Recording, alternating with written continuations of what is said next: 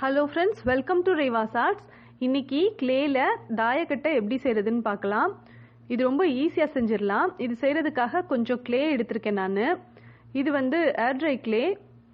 இப்போ இதுல இருந்து கொஞ்சம் கிளே எடுத்துட்டு இத கொஞ்சம் நீல வாக்குல உருட்டிட்டு அத நம்ம கட் பண்ணிரலாம். சாதாரணமா வீட்ல நீங்க யூஸ் பண்ற நேச்சுரல் கிளேல நீங்க செஞ்சீங்க அப்படினா செஞ்சுட்டு இது நல்லா காய வச்சிருங்க. காஞ்சதுக்கு அப்புறம் பேக் பண்ணிட்டு அதுக்கு அப்புறமா பெயிண்ட் பண்ணிக்கோங்க.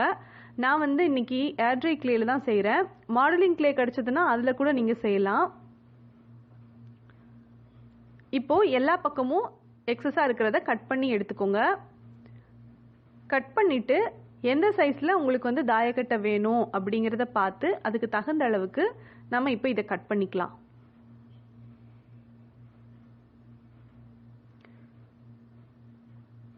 ரெண்டு தாயக்கட்டை நம்ம விளையாடுறதுக்கு தேவைப்படும் இல்லையா, அதனால ரெண்டு கட் பண்ணி எடுத்துக்குவோம். இப்போ இத கொஞ்சம் பேப்பர்ல வச்சுட்டு இத நீங்க நல்லா டேப் பண்ணிக்கோங்க. எந்த பக்கமும் கீறல் இருக்க கூடாது.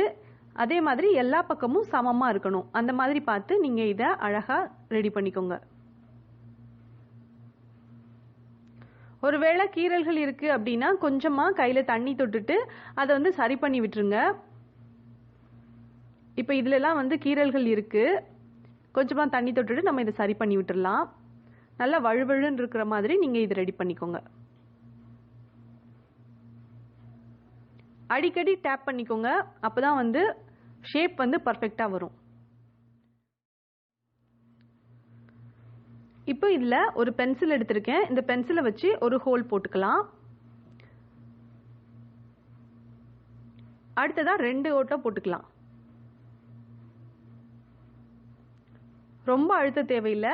லேசா நீங்க பென்சிலை வச்சுட்டு நீங்க இத அழுத்தினாலே ஈஸியா அழகா ரவுண்ட் ஷேப்ல இந்த ஹோல் விழுந்துரும். மூணாவது பக்கம் 3 ஹோல் போட்டிருக்கேன். நாலாவது பக்கம் அப்படியே எம்டியாவே இருக்கட்டும்.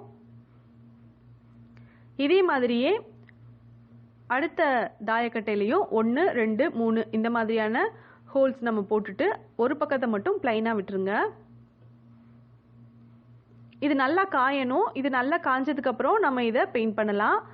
நீங்க நேச்சுரல் கிளேல பண்ணிருக்கீங்கன்னா நல்லா காஞ்சதுக்கு அப்புறம் பேக் பண்ணிட்டு அதுக்கப்புறமா பெயிண்ட் பண்ணிக்கோங்க. நான் இன்னைக்கு மெட்டாலிக் கலர் கோல்டன் கலர் கொடுக்குறேன்.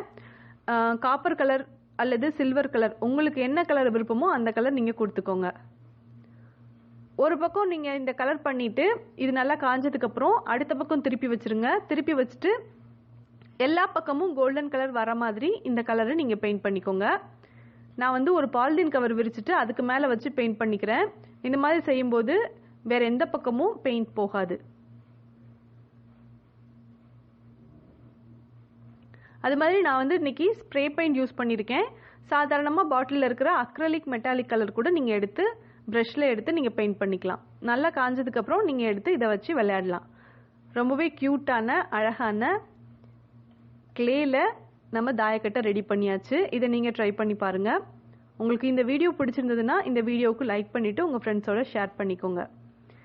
நீங்க இப்பதான் ஃபர்ஸ்ட் டைம் ரேவாஸ் ஆர்ட்ஸ் நீங்க பாக்குறீங்கன்னா என்னோட சேனலை சப்ஸ்கிரைப் பண்ணிட்டு அப்படியே பக்கத்துல இருக்க பெல் ஐக்கானையும் கிளிக் பண்ணுங்க. இப்போ 3 ஆப்ஷன் வரும். இதுல நீங்க ஆல்ங்கிற ஆப்ஷனை கிளிக் பண்ணிருங்க. அப்பதான் அடுத்தடுத்து போடுற புது நோட்டிபிகேஷன் எல்லாமே உங்களுக்கு வரும். தேங்க்ஸ் ஃபார் வாட்சிங்.